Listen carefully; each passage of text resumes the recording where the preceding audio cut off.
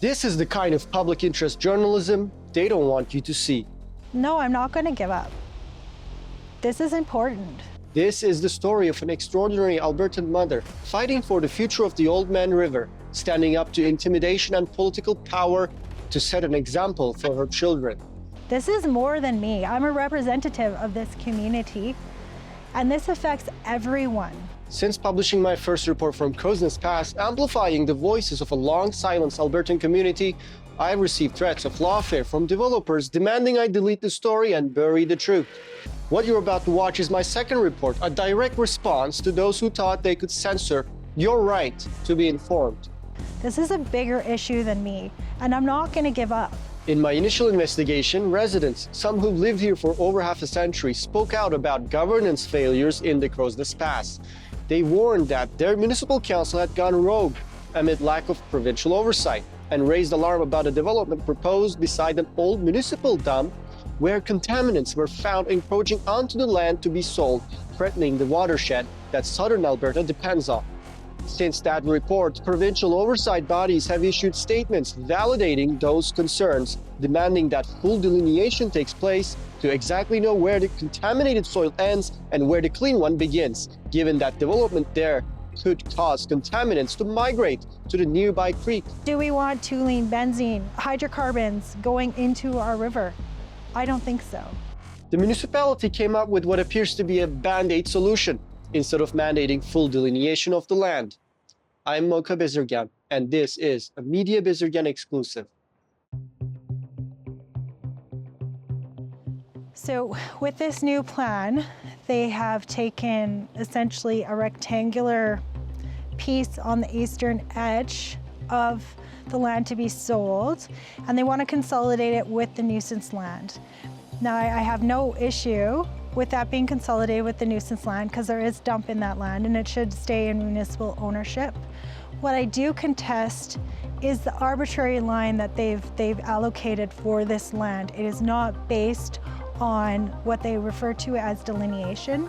Delineation simply means knowing where the exact boundaries of the waste are, so where the contaminated soil ends and where the clean soil begins. So instead of completing that requirement, they have arbitrarily laid a line on the map and they are looking to subdivide only that portion out.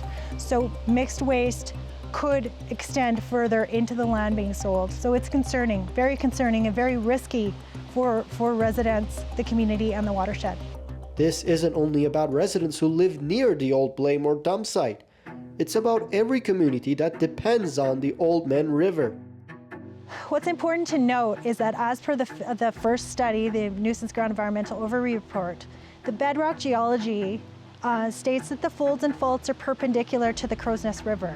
If contaminated soil disturbances change through time and that got into the water system, it has the potential to go right through those folds and faults right to the Crowsnest River.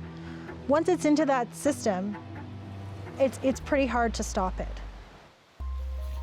Environmental studies say disturbing contaminated soil without first mapping its boundaries risks releasing toxins into Lyons Creek, a vibrant, life-filled stream. Home to schools of trout, this creek is part of a delicate ecosystem.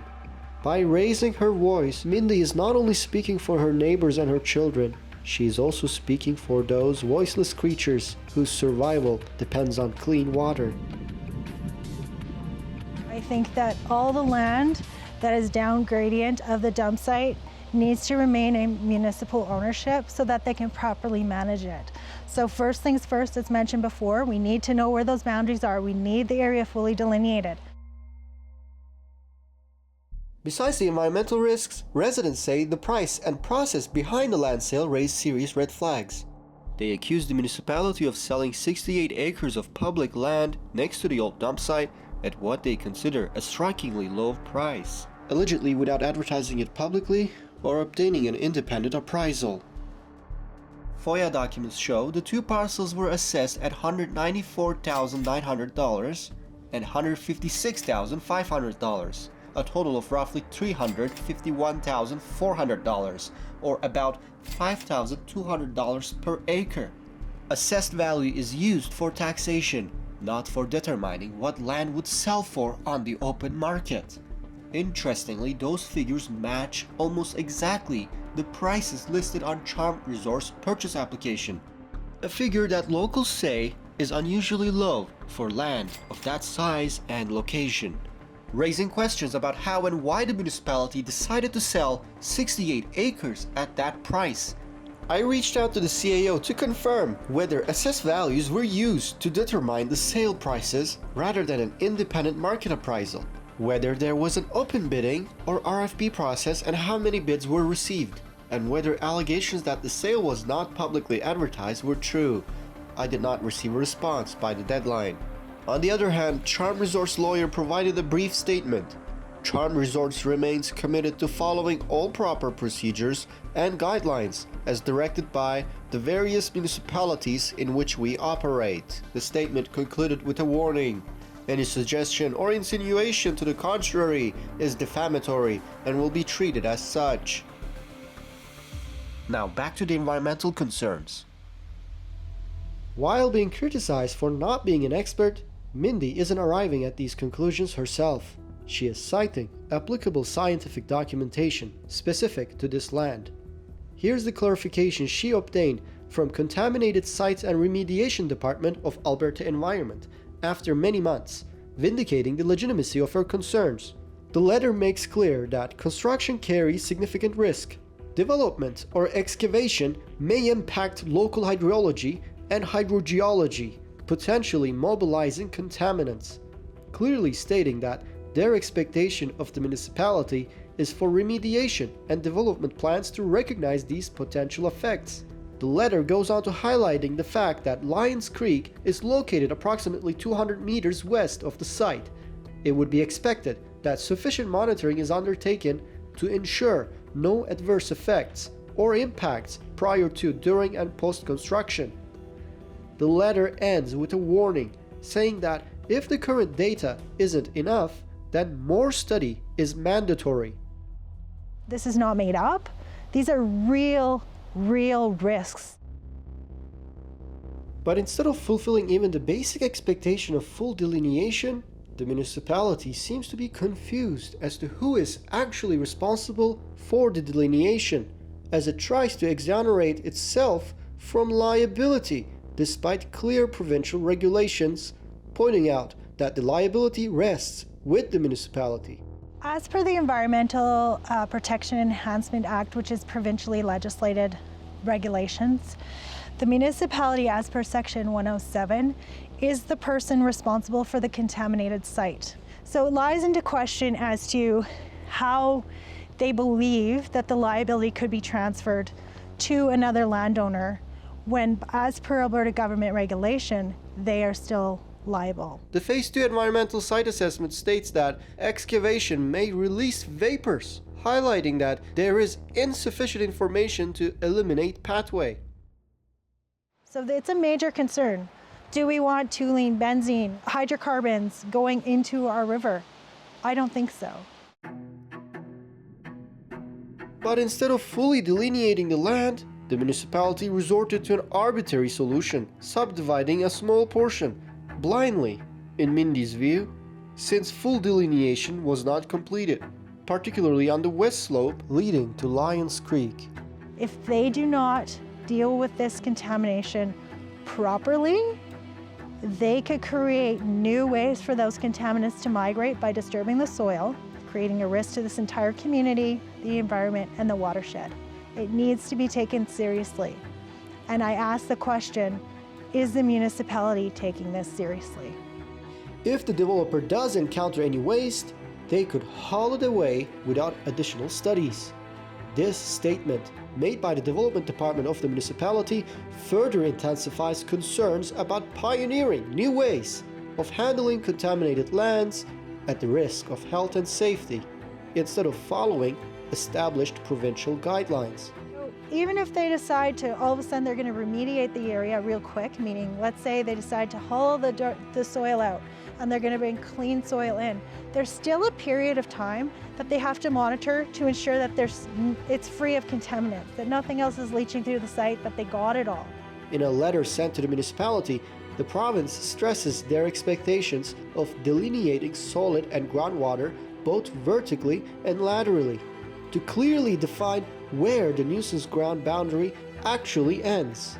The letter also directs the municipality to conduct a detailed environmental assessment of the western portion of the site toward the creek to determine the presence and extent of contamination, identify the contaminants, potential receptors, and the pathways by which contamination could spread.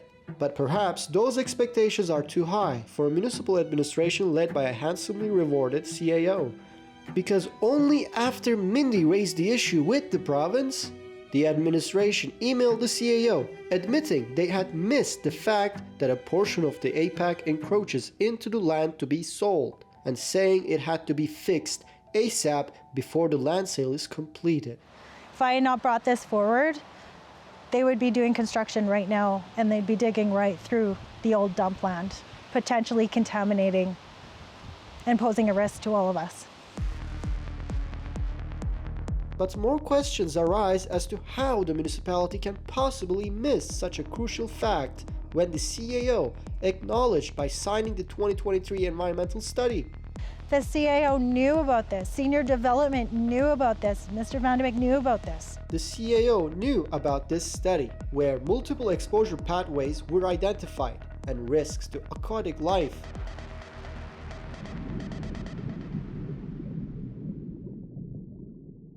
So in my opinion, they are not doing their due diligence. As per Section 112, they are liable to ensure that they protect the people and the environment and the watershed, and they properly remediate the area as intended. Alberta Health Services shares Mindy's concerns, stressing that the municipality should follow the 2023 Phase 2 environmental study and finish the cleanup before any development. AHS notes AEPA has already asked for more testing, monitoring, and assessments at this site, points to a direct conflict with the Phase 2 study. That study recommended limit public access to the site and zone the area as commercial industrial. AHS then says allowing recreational use and lodging goes against this recommendation and asks whether AEPA has reviewed the resort plan for soil and groundwater contamination risks. Well, I think at this point, other communities need to get on the phone. They need to start writing some emails and notifying not only the municipality of your concerns, notifying Alberta Environment of your concern. AHS flags that more groundwater monitoring was recommended, and AHS would have concerns if groundwater is used for the cabins. The municipality confirmed that the developer won't source groundwater. But this municipal government seems to find creative ways to get around regulatory hurdles. They've deemed cabins to not be a dwelling, so they're not considered a residence as per their definition in their land use bylaw. Just by stating that cabins are not applicable, I don't think is appropriate. They're still on the land. People do reside in those buildings for an undetermined period of time, so they can still be exposed to any contaminants that are applicable to the site. When your own public health authority says finish the assessments, finish the remediation, get EAPA approval, verify the water, that's not red tape, it's basic protection. But according to what appears to be a disinformation campaign launched by Councillor Lisa Skuntek, in response to our initial report, there is no evidence of water contamination, and goes on to argue that neither I nor Mindy have the credentials to assert water contamination, even though nowhere in our initial report was water contamination asserted. Ms. Sigurtak was incorrect in her statement that there was no buried waste on the site. It was verified as per the May 2025 report published by Associated Environmental for the test pitting that stated clearly and was evidenced by a geophysical survey map that buried waste is present on the site.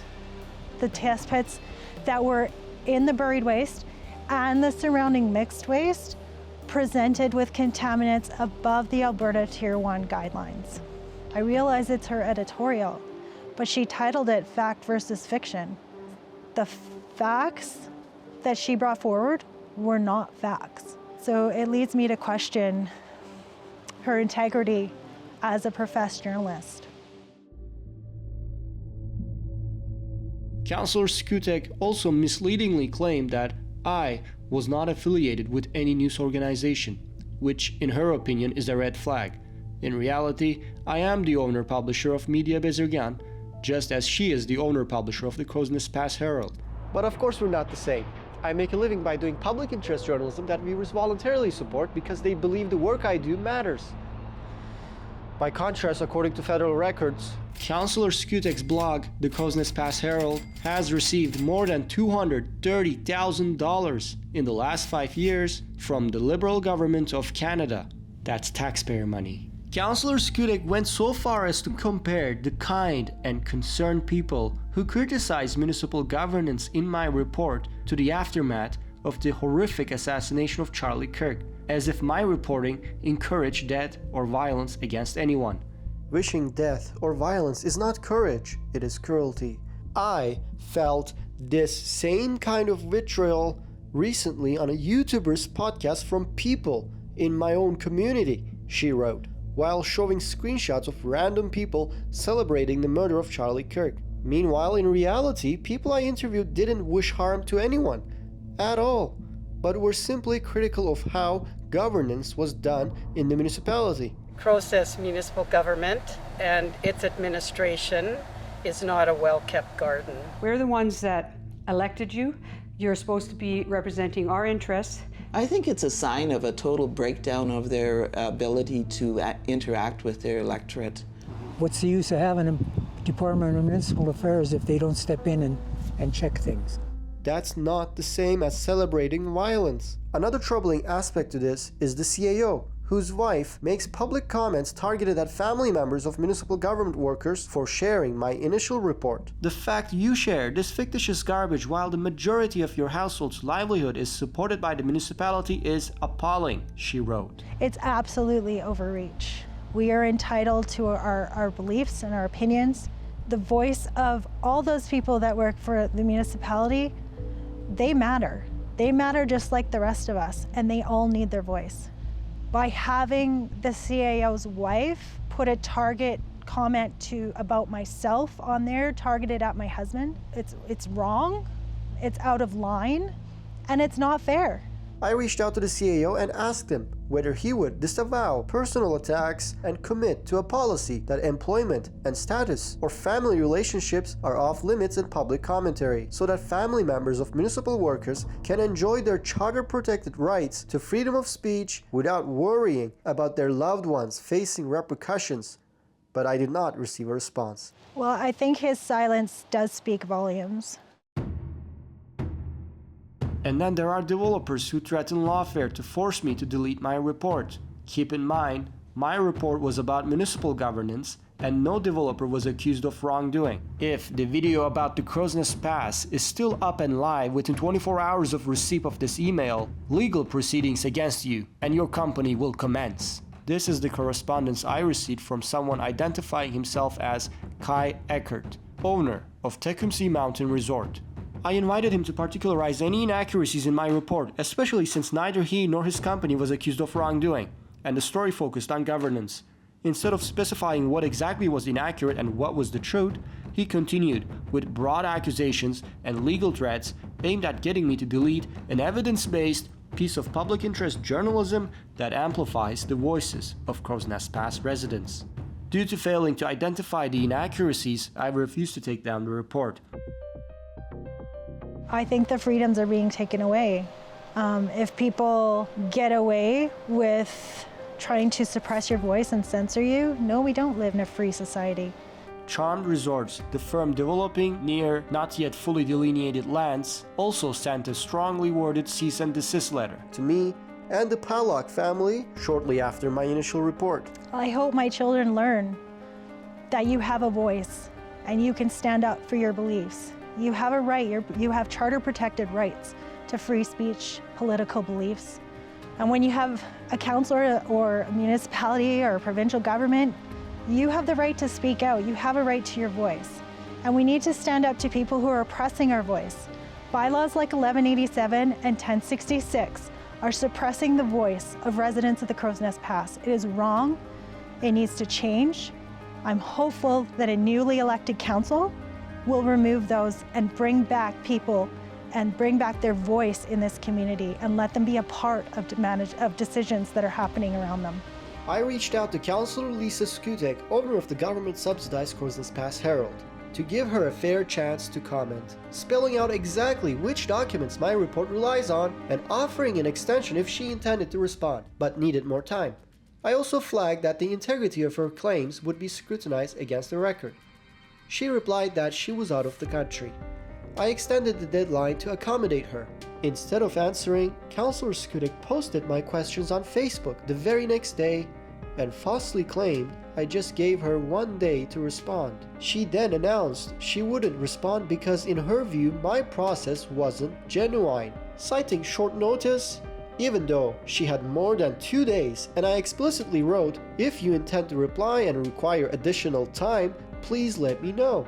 She also characterized my public interest accountability journalism, giving voice to residents of Crowsnest Pass, as an anti-council narrative.